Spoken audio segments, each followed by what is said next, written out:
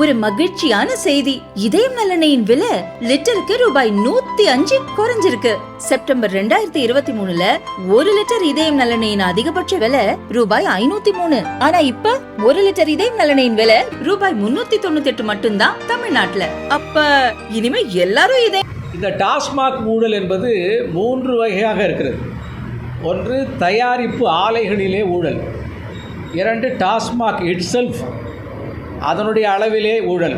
3வதாக அதனுடைய bottling transport இது சம்பந்தமாக. இதை தெளிவாக ஈடி அதனுடைய குறிப்பில் குறிப்பிட்டிருக்கிறது.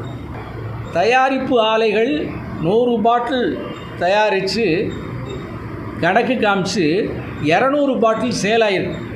அந்த 200 பாட்டில் எப்படி சேல் ஆகிருக்குன்னு கண்டுபிடிச்சிருக்காங்க ஈடினா, 200 பாட்டிலுக்கான பொருள் கொள்முதல் செய்யப்பட்டிருக்கிறது.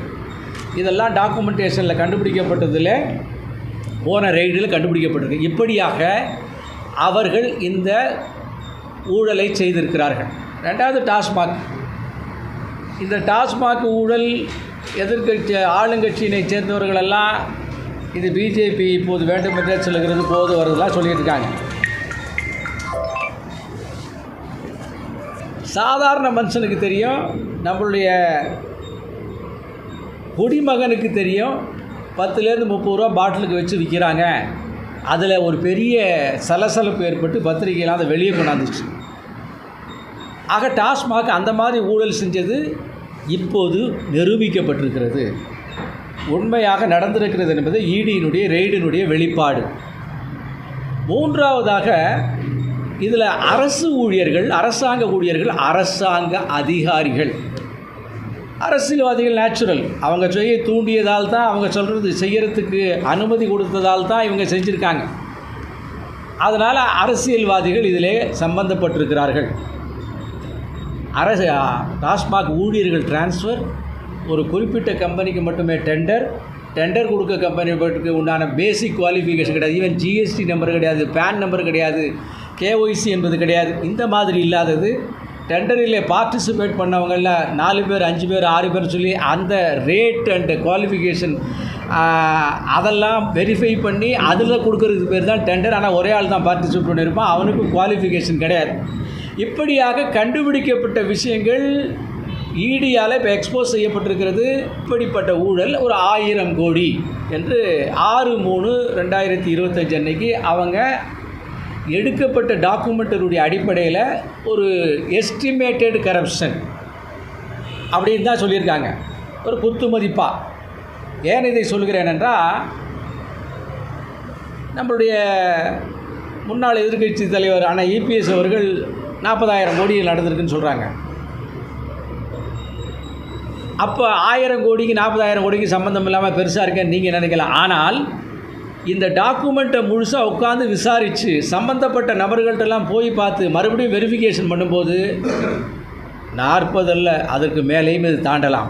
எனவே 6ஆம் தேதி தான் 1000 கோடி அந்த அளவில் இருக்கிறது. இந்த பாரதிய ஜனதா கட்சி வேண்டுமென்றே சொல்லுகிறது. நம்முடைய செந்தில் பாலாஜி அவர்கள் நேற்றைக்கு பத்திரிகையாளர் சந்திக்கிறப்ப, என்னுடைய அருமை சகோதரர்கள் பத்திரிகை நண்பர்கள் எல்லாம் எங்களை பார்த்து நிறையா கேள்வி கேட்குறீங்க. அவர் 2 வாரத்தை சொல்லிட்டு போயிடுறாரு, சட்டம் தன் கடமையை செய்யும், சட்ட பிரகாரம் நாங்கள் செய்கிறோம், நாங்கள் இதை ஃபேஸ் பண்ணுவோம் லீகலாக அப்படின்னு சொல்லிட்டு போயிட்டார். அப்புறம் ஒரு அறிக்கை மட்டும் வெளியிட்டார். ஏற்கனவே முந்தைய அரசாங்கத்திலையும் அவர் இதே டிபார்ட்மெண்ட்டில் தான் இருந்தார். தட் மீன்ஸ் அதிமுக அரசாங்கத்தில். இப்போ சமீபத்தில் வேறு ஒரு விஷயத்துக்கு அந்த வேலை ஸ்கேமில் அவர் கைது செய்யப்பட்டார். கைது செய்யப்படுறதுக்கு முன்னால் தமிழ்நாட்டுடைய முதலமைச்சர் ஒரு வீடியோவை நான் நேற்று பார்ப்பதற்கான வாய்ப்பு கிடைச்சி, அந்த வீடியோவில் சீண்டி பார்க்காதே, யார் தமிழ்நாட்டு முதலமைச்சர் அவருடைய கைதுக்காக, யாருடைய கைதுக்காக, செந்தில் பாலாஜியுடைய கைதுக்காக, சீண்டி பார்க்காதே, திமுகவையும் திமுககாரனையும் சீண்டி பார்க்காதே, எங்களுக்கெல்லாம் அரசியல் தெரியும் என்று வீடியோ போட்டிருக்காரு. இப்போ மறுக்கக்கூடிய அல்லது வாய் மூடி மௌனமாக இருக்கக்கூடிய திமுக, அதனுடைய துணை முதல்வர் அறிக்கை வெளியிடல, முதல்வர் அவர்கள் இதே மாதிரி சீண்டி பார்க்காதுன்னு வீடியோ போடலை, சம்பந்தப்பட்ட அமைச்சர் ஒரே லைன் பேசிட்டு போயிடுறாரு. இப்படிப்பட்ட சூழ்நிலையில் திமுக இதில் இப்போது வசமாக சிக்கி கொண்டிருக்கிறது, மாட்டிக்கொண்டிருக்கிறது. வேறு ஒரு பொருளில் கலப்படம் இருந்துச்சுன்னா உடனே கலப்பட சட்டத்தினுடைய பிரகாரம் அவங்களை கைது செய்கிறார்கள், வழக்கு போடுகிறார்கள். ஆனால் இன்றைய குடிமகன்கள் சொல்கிறாங்க, ஏற்கனவே இருந்த அளவிலே சாராயத்தில் எங்களுக்கு கிக்கு இல்லை, சாராயத்தில் கூட கலப்படம் செய்கிறார்கள், குவாலிட்டி இல்லை, தரமற்ற சாராயம், 10 ரூபாயிலேருந்து 30 ரூபா வரலாம் அதிகம் வைத்து இருக்கிறார்கள். ஏற்கனவே 5000 அவுட்லெட் இருக்கிறது, அதை தவிர ஒரு 2800 பார் கொடுக்கப்பட்டிருக்கிறது. அந்த பார் முழுவதும் இவங்களுடைய கட்சிக்காரங்களுக்கே கொடுக்கப்பட்டிருக்கிறது. அந்த அங்கீகரிக்கப்பட்ட பாரை விட அதிகமாக பார் வெளியில் இருக்கிறது, அது பத்திரிகையாளருக்கு தெரியும். அதே மாதிரியாக குறிப்பிட்ட நேரத்திற்கு அதிகமாகவும் டாஸ்மாக் திறந்திருக்கிறது அல்லது பின்னால் வச்சு வியாபாரம் செய்யப்படுகிறது. இப்படி கொள்ளையோ கொள்ளை, பகல் கொள்ளை, மாலை கொள்ளை, இரவு கொள்ளை, நடுநிசி கொள்ளை, அதிகாலை கொள்ளை வரை டாஸ்மாகில் நடக்குது. டாஸ்மாக் என்பது ஒரு கோல்டன் எக், அதாவது பொன்முட்டையிடும் வாத்து.